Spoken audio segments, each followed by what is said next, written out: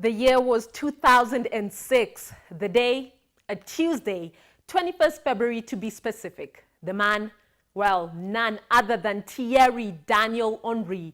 He's the man who scored the lone goal against Real Madrid, consequently making Arsenal the first English team to win at the very intimidating Santiago Bernabeu, made even more so by the caliber of opponents. Remember them? The Galacticos, you know, Zizou, Beckham, Ronaldo, Roberto Carlos, and Henry did it. So fast forward to December 2017, and the 40-year-old Henry, who's still looking very 27, might I add, came to Kenya. Well, the video is in two parts, so keep it locked for part 2, which is my one-on-one interview with a former Arsenal legend.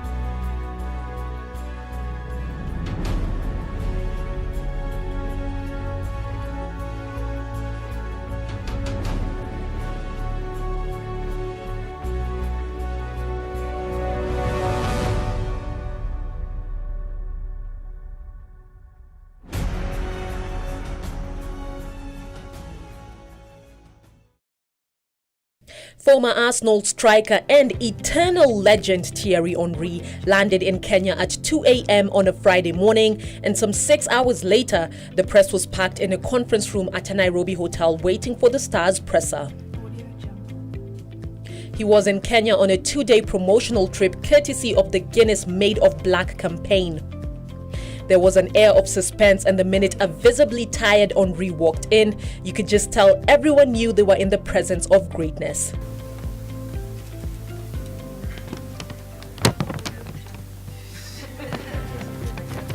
Well, thank you.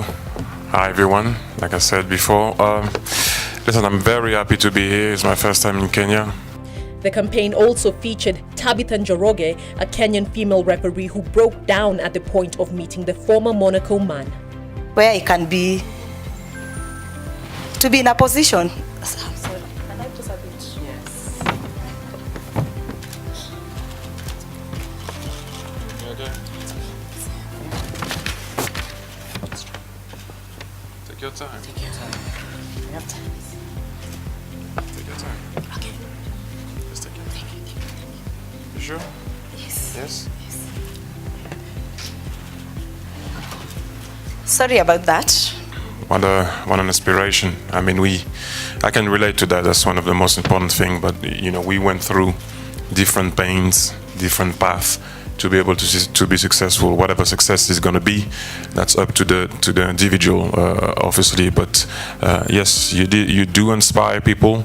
When I watched the video yesterday, I did get inspired to do more. Because what you went through, especially in our sport, it's not an easy one. And to be a referee, I wouldn't like to be a referee first and foremost. So but it is I think the most difficult job, because unfortunately sometimes you do have an impact on where the game goes. Although you're right or you're wrong, it doesn't matter. It's your opinion, and it's very difficult. But you do have an impact, and we do need referees. So thank you for that. But to be able to dream and find a way through adversity to be able to succeed and shine, that's for me very, very important. But at the end of the very day, I think that's the story of everyone. Everyone can relate to that. It's not only me, it's not only you, Tabitha, it's everybody. But if you're not out there and making people aware of it and speak about it, then it becomes a bit more difficult. You need to have people that inspire you. I don't like to use the expression role model, because we all do struggle, and you live your life a certain way. I failed so many times and got back up. And I will fail again and get back up again, because that's how you bounce back, not how you fail. But you can inspire people, and you never know who you can inspire. So that's why you need to be strong at all time and all cost. So I'm very happy to be here. thanks for having me. And if you have any question, guys, I'm here for you. The floor was then opened to the press, and I was first to seize the moment to pick TT's mind. I wish you guys could see just how quickly I lunged for that mic. You see, coincidentally, earlier on in the year, months before the announcement of Thierry Henry visiting Kenya had been made, I'd gobbled up his biography in a couple of weeks. I was especially intrigued by his Clairefontaine days, which was by far my favorite chapter, because many refer to Clairefontaine as France's football talent factory, having produced players such as Nicolas Anelka, Djibril Cissé, and more recently, Kylian Mbappe. I just had to ask him about it. Yes, good morning. Welcome to Kenya, Thierry Henry. My name is Idah Waringa. I will take you back a bit in your beginning. Tell us about Clairefontaine, the role it played in your life as a young boy back then, coming from the streets of Leoli. Tell us about the role it played in shaping the icon that is Thierry Henry. That's a very good question. I like this type of questions. First and foremost, when I went to Clairefontaine, Clairefontaine is, for those who don't know, it's a school, football school, where they teach you how to play the game. They teach you about the game, not what's around the game, but they teach you about the game. And one of the most important things that I always say is, people do forget that you need your brain to play the game. People always talk about speed. People always talk about how strong a player can be, but they often forget about how clever a player can be, how fast you can be there, how strong you can be there.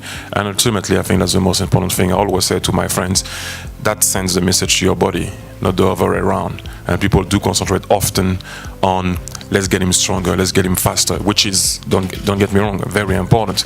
But the most important thing is the brain, and we all know that. And when I went to Clairefontaine, what you saw that I had after came from there. Obviously, I can put my dad into it. I can put a lot of stuff that shaped me along the way. But what happened in Clairefontaine is they developed my brain on the game. Making me think about why I'm making that pass, why are we playing a certain way. We had themes, what I say about themes, and we had a coach called Joaquim Francisco Filho. He's still with us, he's Brazilian, but he was giving us themes. So for example, in some games, we were not allowed to tackle. Or in some games we had to play the ball forward, or in some games we had to score on the cross, or in some games we had to score off a 1-2. And so what it does is, when you play the game, you have to think differently. The opposition didn't know, we knew. So if you have to play the ball forward at all costs, suddenly the position of your body does change on the field. Instead to receive the ball and ask for the ball square, you need to make sure that you shape yourself to see the game. And what it does is, while you're doing it in training and while you're doing it in the game, because it gives us a theme, it becomes an habit. And we all know that repetition makes you, that's what makes you not think about stuff anymore, because it becomes a habit and then you don't think about it. And then the same thing, I give you an example, like I said to you before, if you don't have to tackle, suddenly you have to read the game. You cannot, he didn't like, the theme was, do not push people, I don't want you to get into any battles, get the ball back clear and clean. And so what it does is, suddenly you can't always think with your pace or how strong you are, because sometimes you're strong and you're going to push someone out of the way and get the ball back. Now you have to intercept the ball suddenly. So it teaches you to read the game at an early age, not at 20, not at 21, not at 22, early. And then it becomes an habit for you to be more equipped, obviously, to go and perform. And so that's why I said that Clairefontaine was vital for me and everyone that went there, because they developed my brain, and so I will always be grateful for that. I had to take advantage of the opportunity and push for another question. Thank you. If I can be allowed just one more question, Tafadhali. Thanks for that. So, of course, now going into Monaco, your first experience with Arsene Wenger, your first meeting with Arsene Wenger, tell us how the dynamic has shifted from your early days at Monaco, going into Arsenal, now in your pro playing days, whereby now you're a pundit. Every once in a while, we've seen sometimes the public criticism of Arsene Wenger and some of his tactics. How has the dynamic shifted in your relationship? Well, I will always be grateful to Arsene because obviously he gave me my debut at Monaco, and then I went to join him again at Arsenal. You have to understand. I always say that you have to make yourself available. So obviously, although he gave me my debut, but if you don't do what's required in order to be there to make your debut, nobody gives you a debut just for the sake of giving you a debut. You understand what I mean? And if you play at Arsenal for such a long time, for a very long time, it's because you're also performing. Nobody gives you a pass to say, you know what, you're going to play today, even if you didn't play well, and you're going to play the next week because you didn't play well. No, you play because you perform. But yes, again, Arsene is one of the coach also that developed my brain, so I can only be grateful for that. And when you talk about, if you go and fast forward, like you said, into the punditry, no one will ever and should ever attack the legacy of the man, because it changed the club. It changed how the club is viewed in the world, not only in England, in the world. And so you have to give him respect for that. But there is something that you get judged on in the game, is what's happening now, whether we like it when I was a player or not. And that's what I used to try to stay humble and on my toes, because you get judged on the next game. People don't judge you on what happened before, or at the end of your career, they give you your credit most of the time. But while you're playing, they want what's going to happen next. And so, not winning the league for almost 14 years, that's the thing that people are questioning and so on and so on. But when you're looking at what's happening in the Premier League, everyone wants to win it. Liverpool didn't win it for a very, very, very, very long time. Hopefully, we can stop that sooner rather than later at Arsenal. But it's not an easy one with the competition that there is around, and with the money that there is around. But you're always gonna get judged. That's how it is. When I was a player, it was the same thing. When I was a player, I didn't think it was right that sometimes I used to grab the headlines at the end of a game. As a striker, you can be poor for 89 minutes.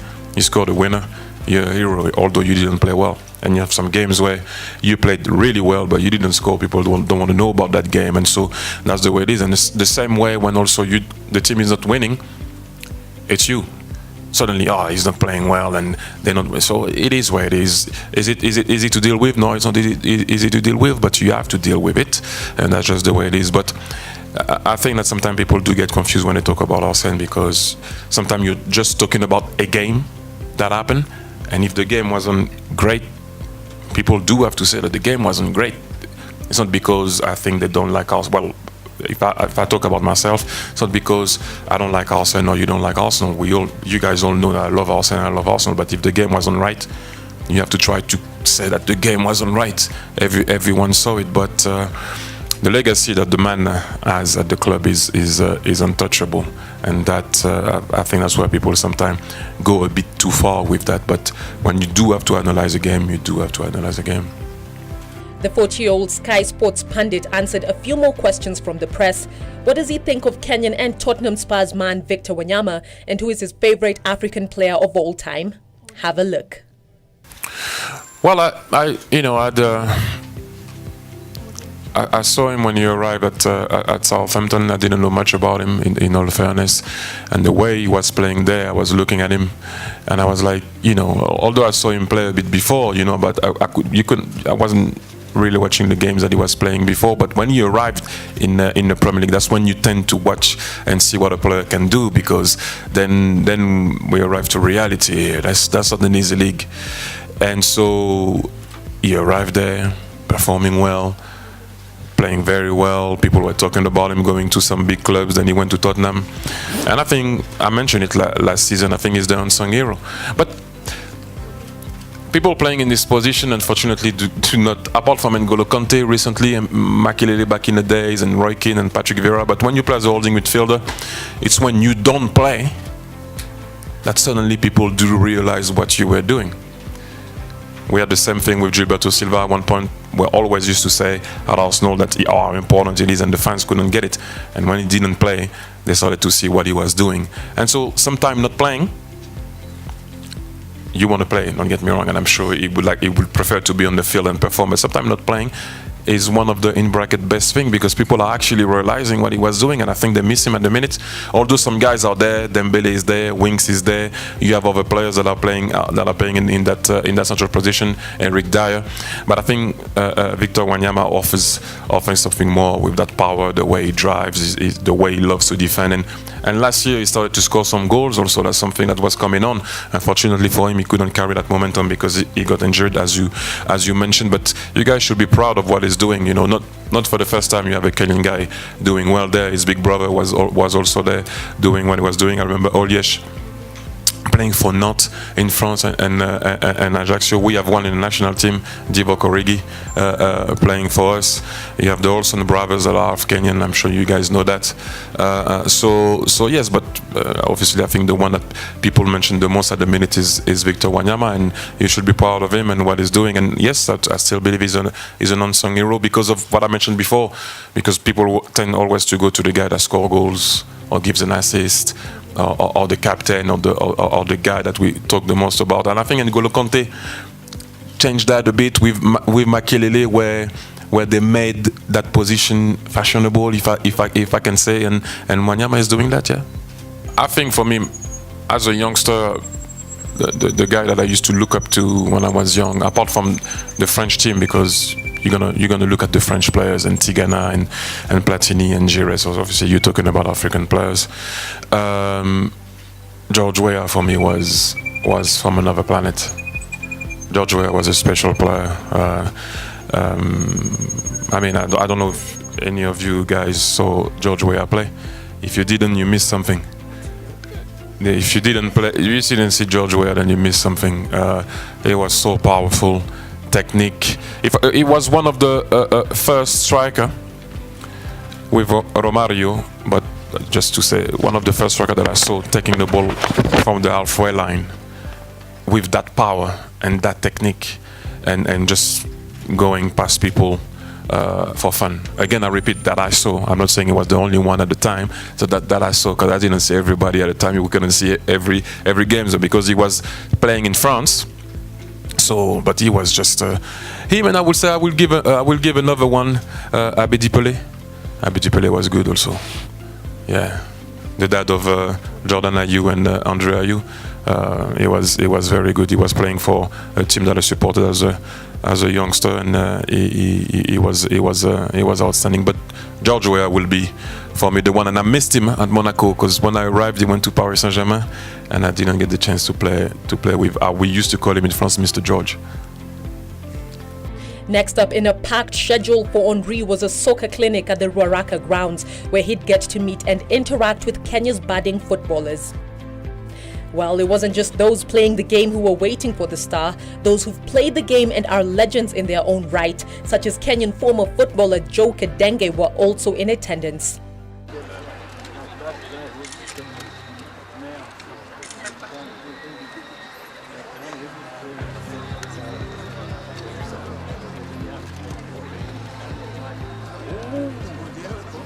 We all remember.